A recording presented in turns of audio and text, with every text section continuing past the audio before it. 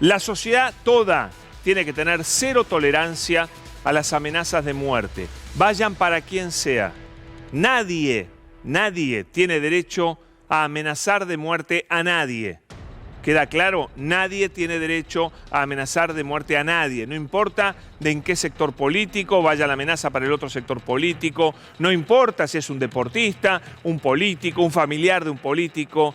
Esta sociedad tiene que tener claro que debe haber cero tolerancia para las amenazas de muerte para con cualquier persona, porque es un grave delito. Y les voy a dar un gran ejemplo. Salgamos de la política, porque esto le puede pasar a cualquier sector político, a cualquiera que sea presidente, le puede pasar que amenacen a un familiar. Y le pasó también a Macri. Bueno, ahora le pasó, ¿saben a quién? Al presidente Alberto Fernández. Amenazaron a su hijo. La historia completa, porque gracias a Dios ya terminó, y terminó de una muy buena forma, te la va a contar el abogado que se dedicó a perseguir este delito, que es un delito muy grave. Ya me voy a hablar con el doctor Juan Pablo Fioribelo, que está con nosotros. ¡Vamos! Vamos para ahí.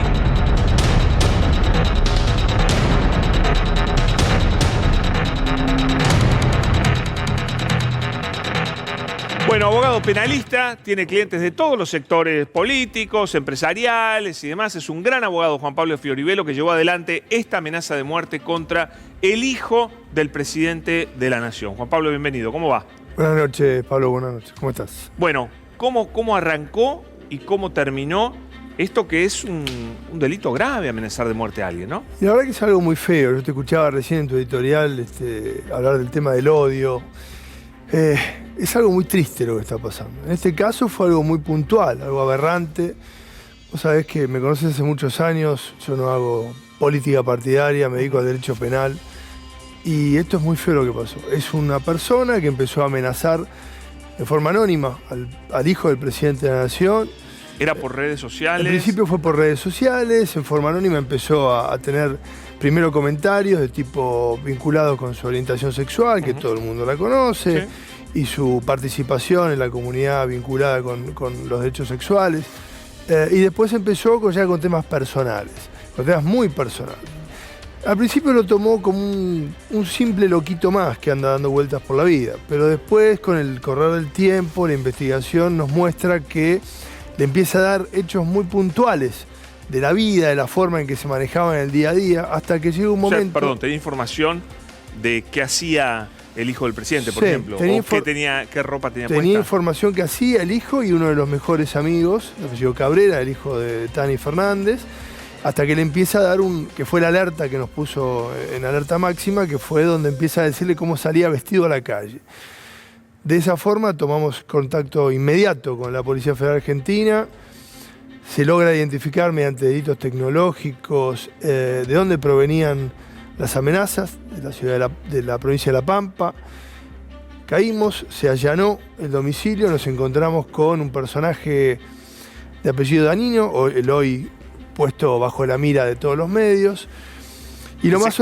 ¿Se comprobó que era él el autor de la... Claramente. ¿Nombre de la persona? Dañino, Sebastián Dañino. Sebastián Dañino, como Dañino Pastore. Exacto, Dañino. Dañino. Y lo más importante, que en el momento del allanamiento, que pensábamos que era un tema menor, se secuestra un arma de fuego. Al secuestrar un arma de fuego, ya tiene las alertas se fueron haciendo cada vez más grandes, cada vez más sólidas. Sí.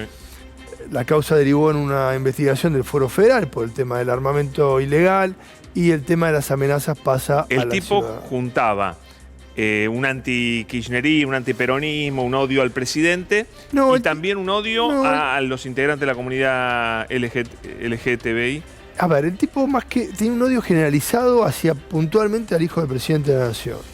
Bueno, eso era por ser hijo del presidente. Por ser hijo del presidente, lógico. Y más allá de las cuestiones políticas, de las cuales yo no me meto, creo que hay otros canales. A uno le puede gustar o no la ideología política tuya, mía o de quien sea. No, ahora, pero esto puede pasar con un deportista. Pero más vale. Yo, de hecho, represento y defiendo un montón de colegas tuyos, de políticos, de empresarios, de gente que no tiene absolutamente nada que ver con la política y es víctima permanente de amenazas, de escraches.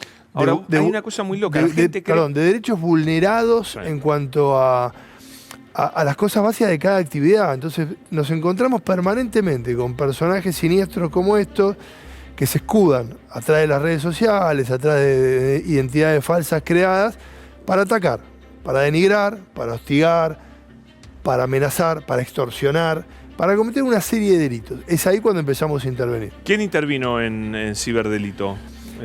Intervino un fiscal... ¿De acá de la ciudad? Sí, sí. Pues trabajan muy bien acá, ciberdelito de la ciudad de Buenos Aires, la verdad. Ciberdelito muy bien, trabaja muy bien, está a cargo del área Danila Dupuy, que es una fiscal. En este caso no intervino ella porque la amenaza ya estaba materializada de otra forma.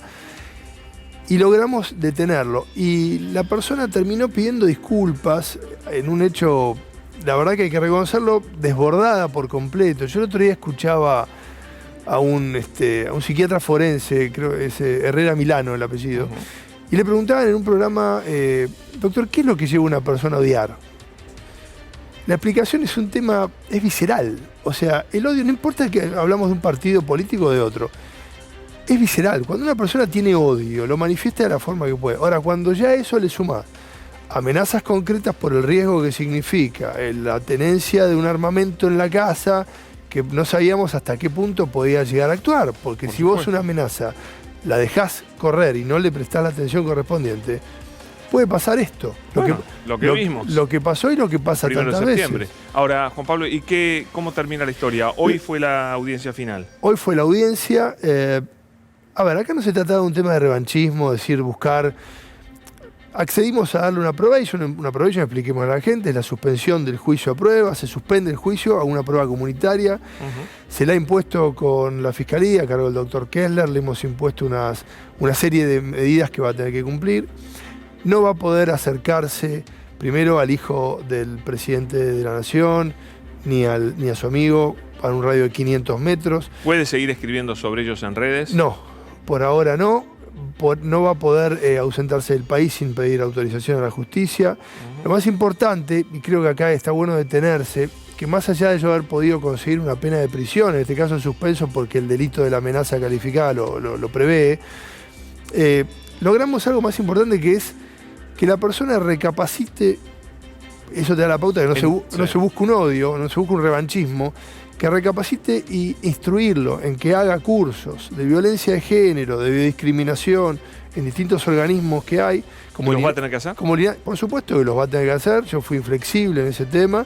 Bueno, esto es para la gente, porque la gente cree que lo que escribe en redes sociales, primero nadie lo va a descubrir. Ciberdelito de la Ciudad de Buenos Aires te enchufa en 3 días, te sabe exactamente de dónde escribiste. En mucho menos te enchufa. Sabe perfectamente, y no te la llevas de arriba y te comes la detención y después el juicio y después la pena. No es joda amenazar u hostigar, porque también tenés otros casos de hostigamiento donde también te fue muy bien. No, tuve varios casos, no solo la familia del presidente, sino también otros casos más. El tema es que la gente tiene que denunciar. El argentino tiene que perder ese miedo a decir, y bueno, es normal. No, a ver, todos escuchen, no. No es normal que nos amenacen, no es normal que nos hostiguen, no es normal que nos extorsionen. Hagamos la actividad que hagamos. Entonces, y no lo dejemos pasar también, consulten a un abogado. Pero por supuesto, frente a eso hay que denunciarlo. Es imposible dejar pasar una cosa así. La persona fue sancionada, no va a tener posibilidad de, si llega a cometer algún tipo de delito, le va a caer todo el peso de la ley. Y acá te remarco, y con esto cierro, acá no se trata de ningún privilegio por ser el hijo del presidente de la Nación. No, claro. Acá yo no lo encaré por un tema de seguridad presidencial. Acá se encaró por una persona, resulta ser el hijo del presidente, como podría haber sido el hijo de un panadero, que empezó a ser amenazada de muerte. Entonces, frente a esos casos hay que accionar rápidamente. Rápidamente y denunciar. Es un muy buen mensaje el que das, porque en serio que mucha gente cree que tiene impunidad en las redes para decir cualquier barbaridad. No hay impunidad para nadie.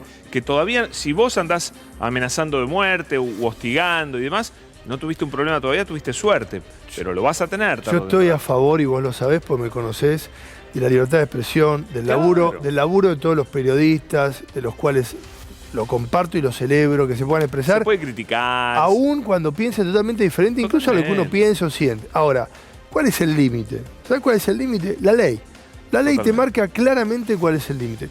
Y la ley, perdón, es para todos. No importa si amenazaste de muerte a Cristina, a Macri, a Milei. o a cualquiera. Eso es un delito, muchachos. Eso es un delito. Uno como abogado se tiene que cuidar de un montón de cosas, de decir cosas que no puedan cometer un delito. No puedes calumniar, no puedes injuriar, puedes opinar, puedes discrepar, puedes tener un disenso en distintas ideas.